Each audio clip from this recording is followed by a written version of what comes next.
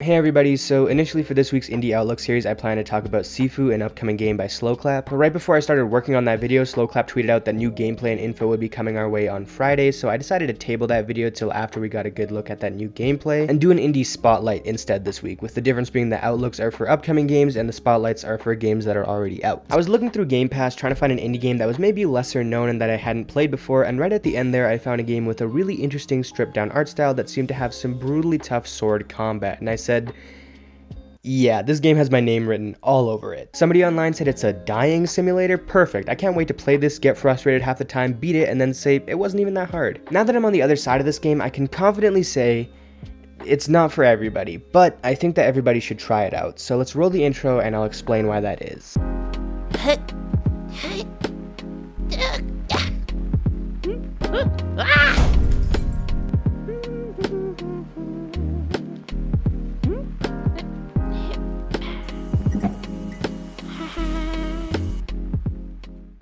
If I had to explain to someone why, no matter what, especially if they have Game Pass or the game is on sale, they should give this game a shot, I'd probably just say, it's short. And yeah, I know, you're probably thinking, hey, just because something is short doesn't mean I'm gonna do it. And trust me, I get that. My girlfriend says the same thing every time I bring up having sex, so I'm more than familiar with this thought process. But as long as you're willing to part with the money for a short experience, something that you don't even have to worry about with Game Pass, the fact that this game is short is actually heavily in its favor, because it's a game that a good handful of people won't like. There's always that discussion in difficult games about fairness. Can all of your losses be tracked back to you making mistakes, or is the game treating you unfairly? I can handle losing the Orphan of Kos 100 times, but if I'm playing Dark Souls 2 and get bonked with an attack that isn't even in the same continent as me, I will not be having a good time. Unto the End is a bit different. As I've looked online, I've seen people complaining that this game's combat is not tough but fair. It's instead an unsatisfying repetitive process of continuously dying because of attacks that are too quick or don't have appropriately timed tells, with that becoming even more frustrating when there are multiple enemies on screen at once. And I totally get that. They're not even wrong in saying this. In my playthrough, I never felt like I had mastered the combat and I was perfectly countering enemies and had sections of the game where my combat expertise was helping me handily defeat everything. Instead, I felt like half the time I went into a fight, I'd die,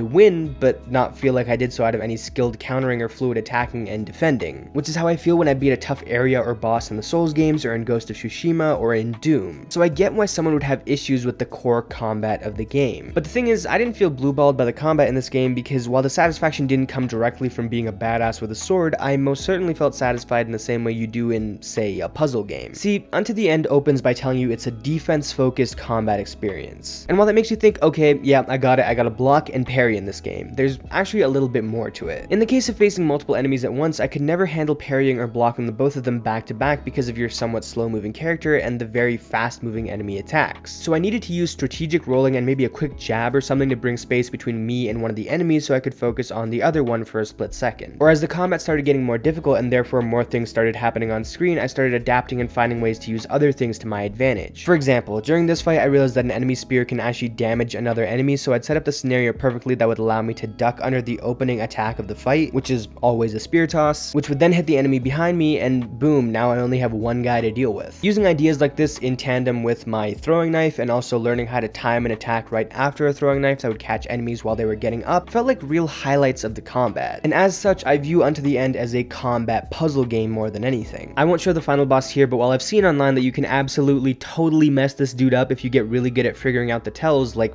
seriously, I talked about how the average person really won't improve on this combat over time unlike most games, but the few people that do improve make it look ridiculously fun. For me, the fight consisted of figuring out the perfect time to hit him at the beginning during a little predetermined motion of his that he does while his back is turned so I could get two clean big hits on him, then using a throwing knife and timing an attack right after it, etc. It was absolutely the case of figuring out how I could use strategy and timing to beat him without having to memorize exact attack patterns and rely on ridiculously fast reflexes. And when all was said and done, I'd done enough damage through smart, well-timed early moves that I only had to hit the dude twice afterwards for me to beat him. Now, I think the game would have been a bit different for me if I, for whatever reason, hadn't totally forgotten to upgrade my gear the whole time, something I only realized I basically completely ignored once I had finished the game. game. Maybe I would have played with a bit more of a mix of strategy and straight up fighting, or at the very least I wouldn't have died as many times because I'd be able to eat a few extra hits, but regardless, I think the fun I had in this game still stemmed from other sources when it didn't stem from expert parries or counters. Although anytime I did pull one of those off, it would feel equally as great. If Unto the End had been a long game, for anyone who felt as though the combat never wound up clicking with them and that dragged the game down, they may have been stuck waiting and waiting for a moment where it finally did click. Like how Genichiro helped a lot of people really understand Sekiro's combat, but that moment never would have come here. As such, it wouldn't make sense for me to suggest it to everyone, because then you'd put yourself in that exact position of waiting and waiting to find out why somebody recommended this to you, and after a dozen hours, you'd realize